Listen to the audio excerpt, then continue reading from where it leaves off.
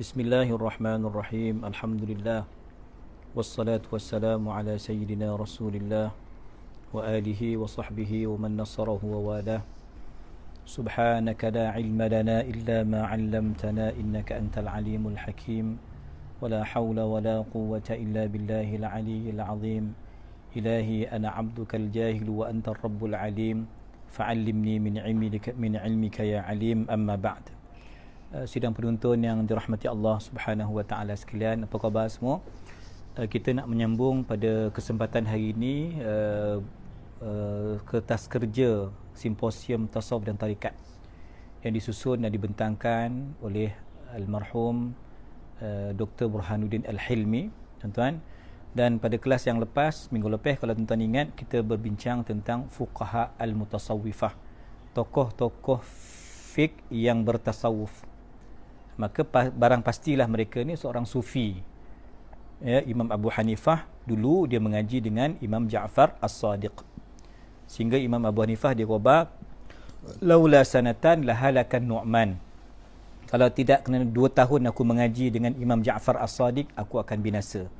Sebab Imam Ja'far As-Sadiq merupakan cucunda Nabi SAW, Ahlul Bait, yang merupakan pakar spesialis dalam pendidikan hati, kerohanian, jiwa. Begitu juga kita dah bahas tuan-tuan Imam Malik bersama murid kesayangan beliau iaitu Imam Syafi'i. Bagaimana Malik ni seorang yang zuhud tetapi menerima pelbagai hadiah penghargaan daripada murid beliau, daripada pihak istana, bangsawan dan sebagainya.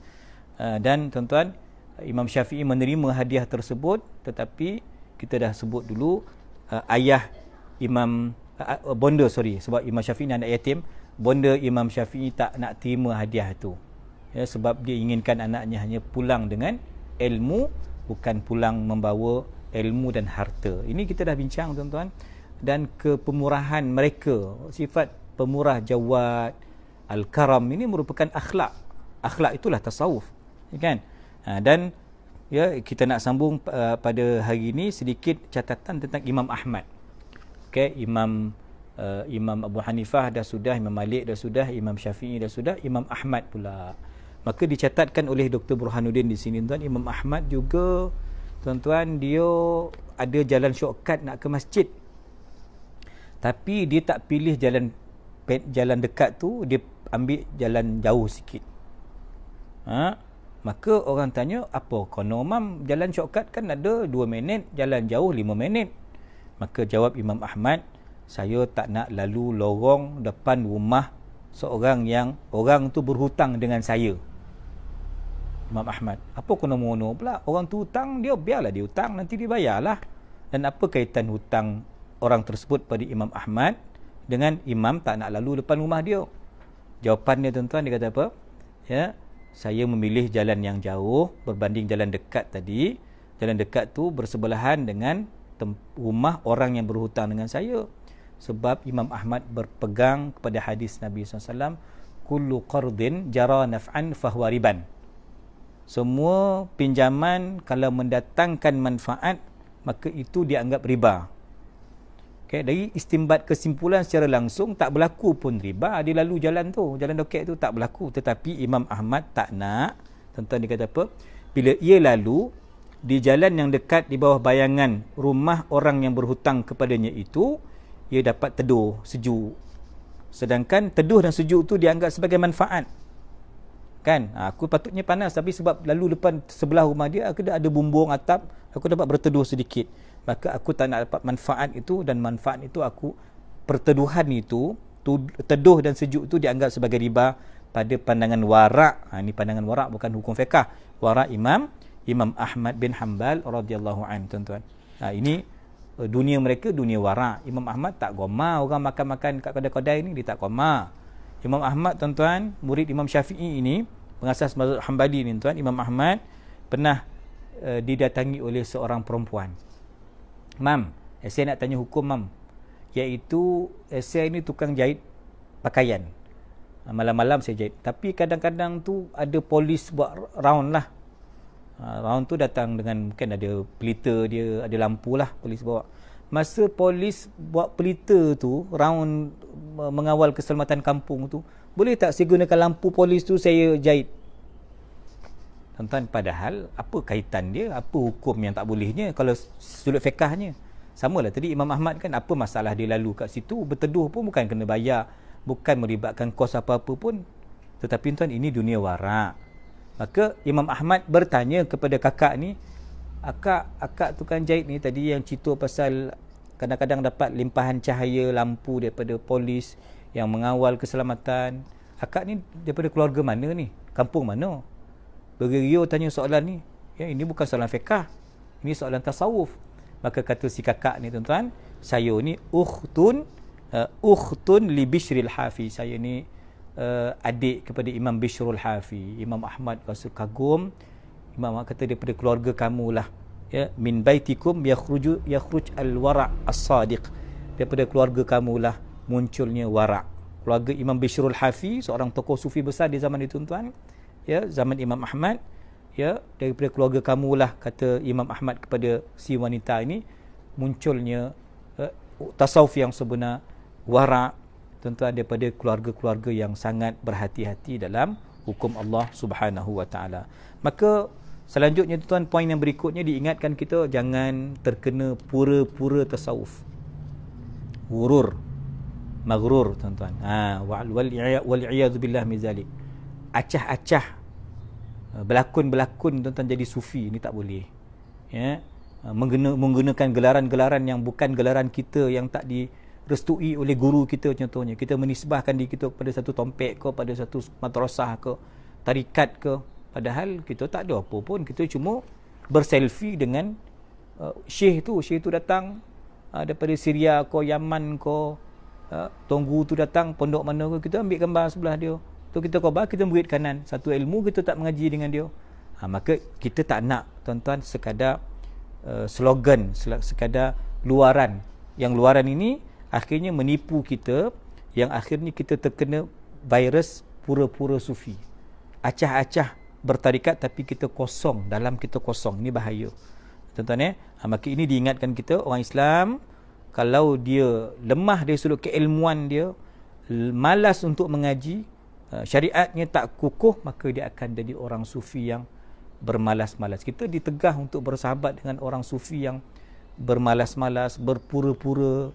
Kita memang ditegah, tuan-tuan, ya. Seperti mana kita ditegah untuk pergi berkawan dengan mufti yang menjual hukum, ulama su. Kita ditegah untuk berkawan dengan pemimpin-pemimpin yang zalim. Yang ketiga, kita juga ditegah untuk bersama, berkompromi dengan orang-orang yang acah-acah, sorban besar, ya, janggut gayo dia, tapi dari sudut hatinya kosong, tak ada Allah, tak ada Rasulullah SAW, tak ada ilmu dan sebagainya, tuan-tuan. Okey, selanjutnya, ya, almarhum Dr. Burhanuddin ini, tuan, dia membahaskan pula tentang satu nama yang besar dalam dunia kesufian, iaitu, tuan, tidak lain dan tidak bukan seorang yang berasal daripada Qaran. Qaran ni mana? Yaman juga. Maka namanya Sayyidina Uwaisul Qarani. Okey, dan Uwais Qarani, tuan, dia ni dianggap oleh sebahagian pengkaji sebagai Sayyidut Tabi'in, penghulu tabi'in. Kalau kita penghulu tabi'in, Hasanul Basri, Sayyidina Sa'id Al-Musayyib radhiyallahu anhum ajma'in, ini tabi'in yang besar-besar, tuan-tuan. Mereka senaraikan, walaupun Sayyidina Uwais ini bukanlah di kalangan orang yang menonjol dari sudut penampilan, dari sudut pengaruh dia, tetapi Uwaisul Qarani walaupun tidak dikenal di bumi, tapi dikenal oleh orang yang, oleh para malaikat di langit, tuan-tuan. Maka Uwaisul Qarani orang yang betul-betul menjaga hati, sehingga kan Nabi SAW posan tu. Dia posan kat siapa? Sayyidina Umar dengan Sayyidina Ali radhiyallahu anhuma, dua sahabat besar ni diposan oleh Nabi, idza laqaituma Uwaisan al-Qaraniya fatluba minhu an yataghaffara lakuma, ataupun yastaghfira lakuma. Wahai Umar dan Ali radhiyallahu anhuma, kalau kau jumpa bertemu Uwaisul Qarani, minta doa dia, minta dia mohon sampai kita meninggalkan dunia. Tapi juga, tuan-tuan, jangan hanya memikirkan tentang perut ekonomi, sehingga, tuan-tuan, keilmuan, kerohanian, usul-usul ni tidak dijaga. Maka nanti jadilah kita seperti orang yang Allah sebut liyunzira man kana hayya, Quran itu sebagai indar, peringatan untuk siapa yang hidup. Hidup ni tuan, hidup luar dan dalam dia. Hatinya juga hidup. Hatinya tuan-tuan boleh menerima teguran. Hatinya suka mendengar hayya 'alas salah, menyahut panggilan. Hatinya tuan-tuan suka membaca Quran. Hatinya tuan-tuan melaksanakan amar ma'ruf nahi munkar. Hatinya menghormati para ulama, para pemimpin, menyayangi anak-anak. Hati yang hidup tuan-tuan. Kalau tak, nanti kita hanya berjalan ke sana kemari, tapi sebenarnya kita tak ada roh, tak ada perasaan tuan-tuan. Ini sebab tu pembangunan kedua-dua ni sangat penting, jasad dan roh tuan-tuan ya. Maka syariat dan hakikat perlu sama maju. Ini seruan daripada pengarang kita. Okey, sama-sama mesti maju tuan-tuan, mesti ambil lapangan masing-masing. Masing-masing berperanan. Okey, saya berperanan mengajar, berdakwah. Tuan-tuan berperanan pengurus kilang, cikgu di sekolah, ibu suri rumah mendidik di rumah. Semua berperanan tuan-tuan. Ini semua merupakan saranan yang terdapat dalam Al-Quran dan hadis Nabi SAW. Itulah ruh dalam penghayatan bertasawuf. Selanjutnya tuan-tuan yang dirahmati Allah Subhanahu Wa Taala sekalian, kita boleh ambil poin yang terakhir untuk kali ini, iaitu bagaimana kita ingin melihat kebangkitan tasawuf tuan-tuan, iaitu dengan melihat kepada kebangkitan Islam. Kalau hari ini kita menyebut tentang muzium di Turki itu telah bertukar menjadi masjid, alhamdulillah. Yang dulu dah ratusan tahun, 600 tahun pernah menjadi gereja, ribuan tahun pernah jadi gereja contohnya kan. Alhamdulillah lah, dari sudut-sudut, banyak sudut kita alhamdulillah kebangkitan Islam. Dan kalau kita kata Presiden Turki itu kata pembukaan masjid Sofia ni mendekatkan kepada apa? Pembebasan Al-Aqsa. Wah, tuan-tuan, ini memang jihad yang sebenar. Maka jihad itu daripada mana? Jihad itu, kebangkitan itu daripada tasawuf, itu daripada tuan-tuan hati yang benar, hati yang bersih, panduan hukum tuan-tuan. Maka kata Dr. Burhanuddin Al-Hilmi rahimahullahu ta'ala, dia kata jatuh bangunnya tamadun itu letaknya pada akhlak, letaknya pada kesucian hati. Mana-mana tamadun, empire, kerajaan tuan-tuan, dia jatuh sebab apa? Dapat penasihat 25% yang menjahanamkan. Kenapa tuan-tuan rosak sultan, pemimpin, raja? Sebab dapat menteri-menteri yang salah nasihat. Kenapa menteri jadi rosak, pemimpin jadi rosak? Dapat orang yang salah nasihat, inginkan laba keuntungan peribadi semata-mata, maka rosak. Ukuran kemajuan tuan-tuan nak bangkitkan tasawuf, iaitu tidak lain dan tidak bukan kita nilai kembali, muhasabah semula akhlak, kesucian hati, ketulusan hati tuan-tuan. Ini yang dinakkan. Ya, ketahuilah, adalah rahsia sejarah bahawa tasawuf itu sentiasa dan selamanya berjiwa menimbulkan kesaktian dan perubahan sejarah. Kan? Maka tasawuf ini tuan, kalau sebuah kerajaan tak ada tasawuf, maka dia akan runtuh. Kalau sebuah kepimpinan keluarga tak ada tasawuf, dia tidak boleh hidup. Dia tak ada penghayatan tuan-tuan. Penghayatan apa? Kita sebutlah ikhlas. Ikhlas tu tasawuf tuan-tuan. Kita sebutlah asyauq wal mahabbah, rindu kasih kepada Allah, itu tasawuf tuan-tuan. Tasawuf itu menghidupkan, mentahqiqkan maqam al-ihsan. Kan? Innallaha yuhibbul muhsinin. Tuan-tuan, kadzalika najzil muhsinin, kami membalas orang yang ihsan. Tuan-tuan, kemudian Allah, inna rahmatallahi qaribum minal muhsinin. Semua ihsan. Ihsan ni tuan, jalan dia melalui jalan ilmu tasawuf, mujahadah orang sufi tuan-tuan.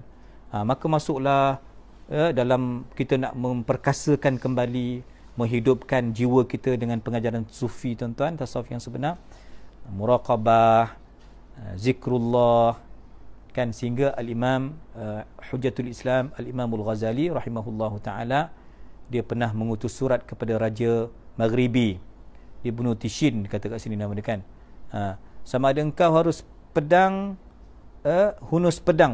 sama ada engkau menghunus pedang pada jalan Allah, mempertahankan kemuliaan saudara-saudara Islam kau di Andalus, atau engkau turunkan diri engkau dari menjadi pemerintah umat Islam hingga bangun mereka sendiri mempertahankan hak mereka daripada engkau.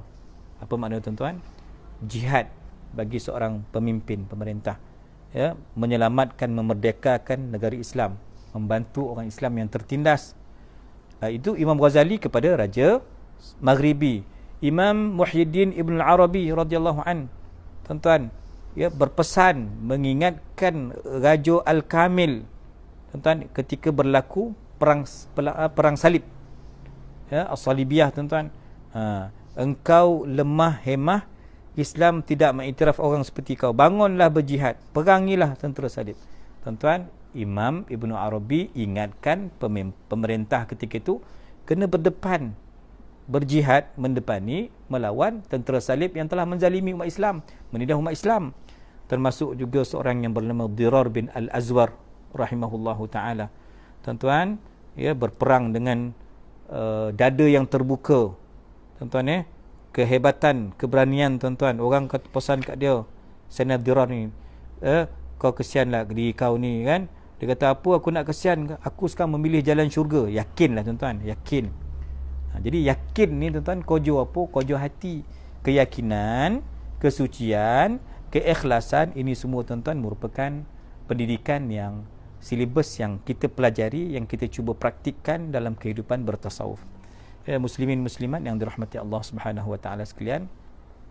Maka Dr. Burhanuddin dia nak bawa kita ni, dia kata kalau ada gerakan NGO, pihak madrasah, mana-mana ma'had, lebih-lebih lagi sebuah kerajaan, ya, organisasi, maka dia mesti menyusun organisasi tersebut dengan tarikat, dengan tasawuf, maksud saya, kan. Hatta organisasi hari ini bertarikat pun dia dah mesti berorganisasi supaya tersusun.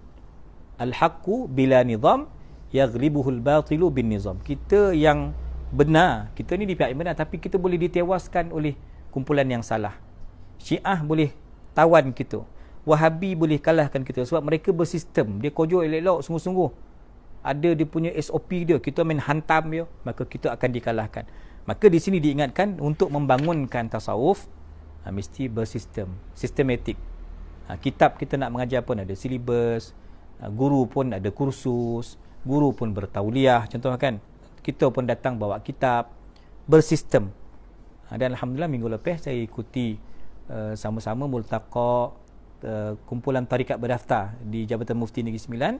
Alhamdulillah, masing-masing bersemangat mengemaskini lagi, memperkasakan kesatuan tarikat-tarikat ni, tuan-tuan, supaya nampak lebih kemas dan dapat membudayakan tarikat dan tasawuf ni sehingga kepada peringkat akar umbi. Maka itulah Allah sebut kita ni kuntum khaira ummatin ukhrijat linnas.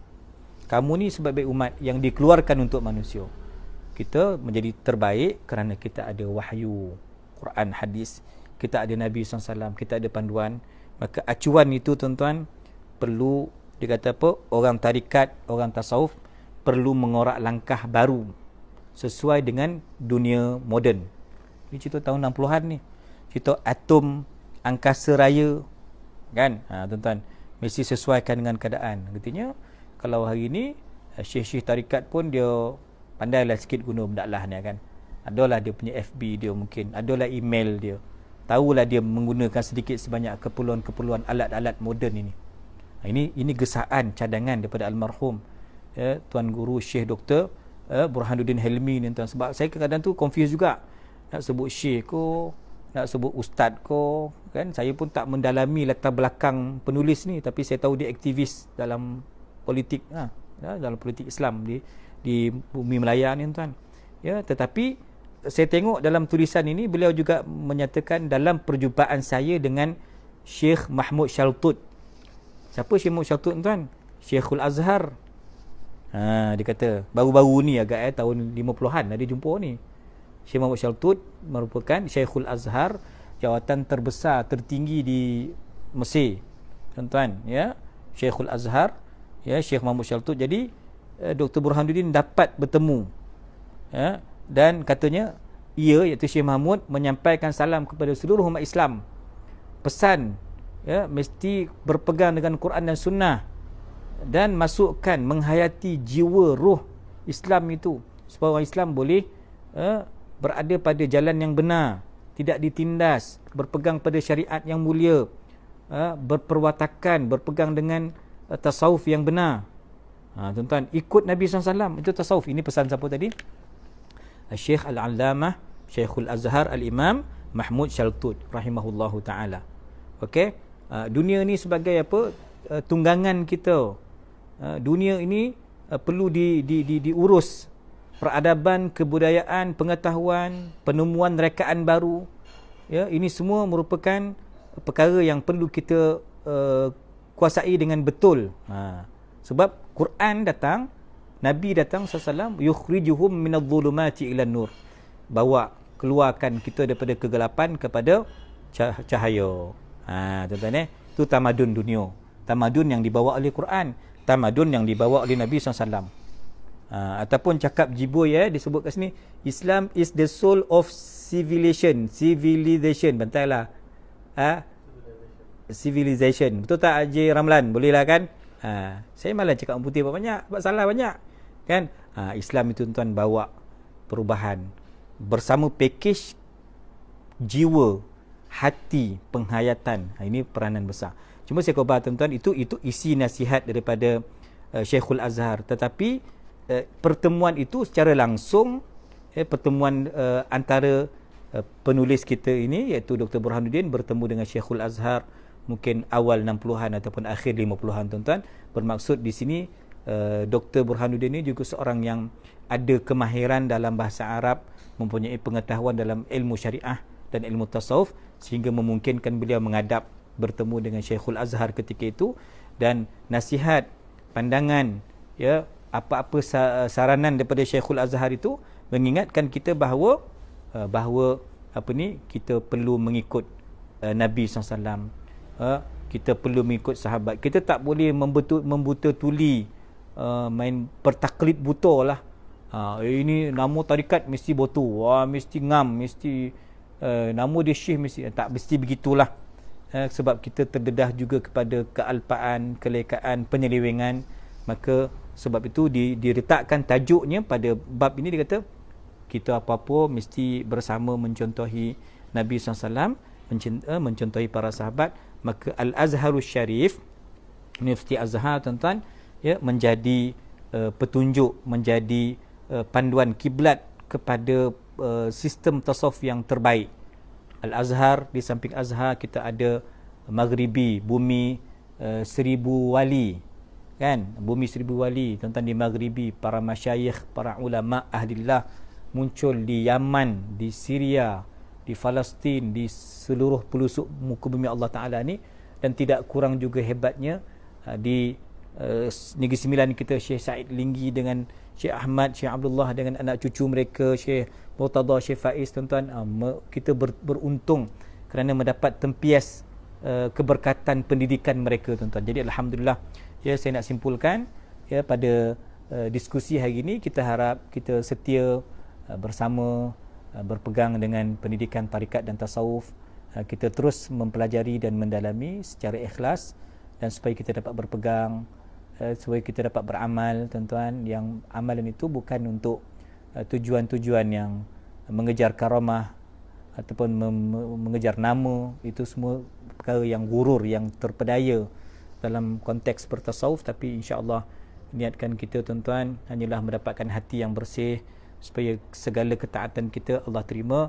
Innama yataqabbalullahu minal muttaqin, bahawasanya Allah hanya menerima daripada orang yang bertakwa. Amalan takwa saja Allah terima. Korban kalau tak takwa Allah tak terima. Solat kalau cincai boncai Allah tak terima tuan-tuan.